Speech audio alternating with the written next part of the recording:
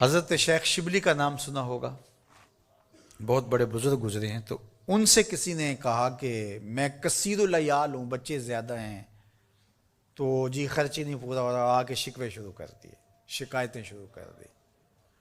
تو جب وہ ساری بات مکمل کر چکا تو حضرت شیخ شبلی نے فرمایا کہ تو واپس گھر چلا جا، جس جس کا رزق اللہ کے ذمہ نہیں ہے اس کو گھر سے نکال دے، تو سوکھا ہو جائے گا. اس نے کہا جی یہ کیسے ہو سکتا ہے، سب کا رزق اللہ کے ذمہ کرم ہے. تو کہا پھر اتنی بھی پریشانی کی کیا ضرورت ہے، اس کے ذمہ ہے، اب وہ کب کتنا دیتا ہے اس پہ تو راضی رہے، تیری زندگی سوکھی ہو جائے گی.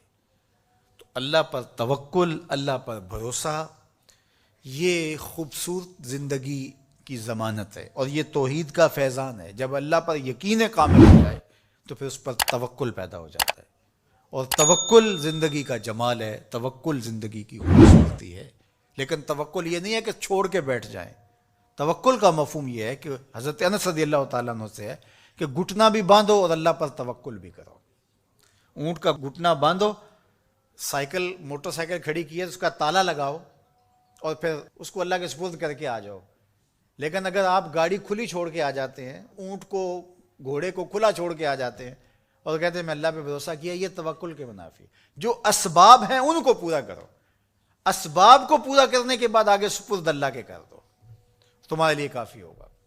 اور حضور کا ایک فرمان سنیے، آقا کریم نے ارشاد فرمایا کہ جو شخص گھر سے نکلتے ہوئے یہ دعا پڑھے، بسم اللہ توکلت علی اللہ ولا حول ولا قوت الا باللہ، مختصر دعا ہے. تو حضور نے ارشاد فرمایا اللہ کی طرف سے اس کو یہ جواب دیا جاتا ہے کہ تجھے ہدایت عطا کر دی گئی اور تیری کفالت کر لی گئی، تیرا اللہ کفیل ہو گیا، اور تجھے ہر شر سے بچا لیا گیا، اور شیطان کو تیرے راستوں سے ہٹا دیا گیا.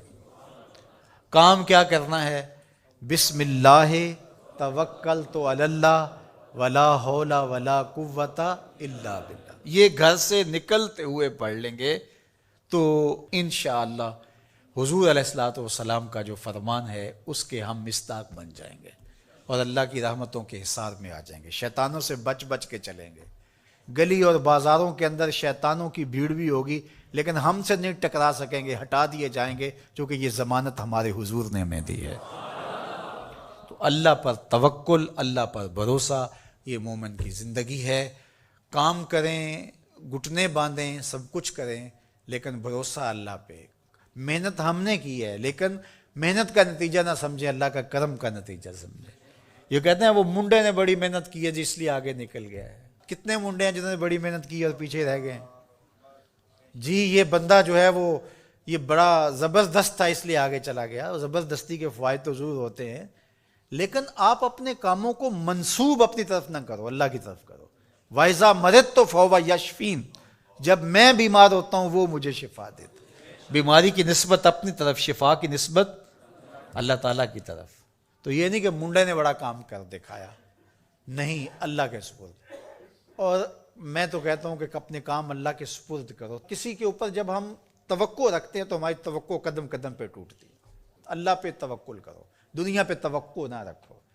ٹھیک ہے اسباب بہم پہنچاؤ، کوشش کرو، لیکن نتیجہ سب کچھ اللہ کے سپرد رکھو. انشاءاللہ خیر ہوگی، بہتر ہوگی. پھر مایوسی بھی نہیں ہوگی. جب توقع ہی لوگوں پر نہیں ہوگی تو توقع ٹوٹے گی نہیں، توقع ہوگی نہیں تو ٹوٹے گی کیسے؟ تو پھر مایوسی اور پریشانی نہیں ہوگی. تو اللہ پہ توکل تمہیں اعتماد دے گا، اللہ پہ توکل تمہیں مضبوط کرے گا، اللہ پہ توکل تمہیں کھڑا کر دے گا، اللہ پہ توکل تمہیں توحید کے نور سے مالا مال کرے گا. اللہ پہ توکل اللہ کی محبت کا ذریعہ ہے. اللہ پہ توکل خشیت الہی کی نہضت کا سبب ہے. اللہ پہ توکل باطن کی روشنی کا سبب اور ذریعہ ہے. یہ نور ہے، قبر میں بھی جائے، حشر میں بھی یہ نور ساتھ ساتھ چلے. تو اللہ پر توکل یہ زندگی کی خوبصورتی ہے اور یہ ہماری زندگیوں میں اترنا چاہیے. اللہ مجھے آپ کو توکل کے نور سے مالا مال فرما.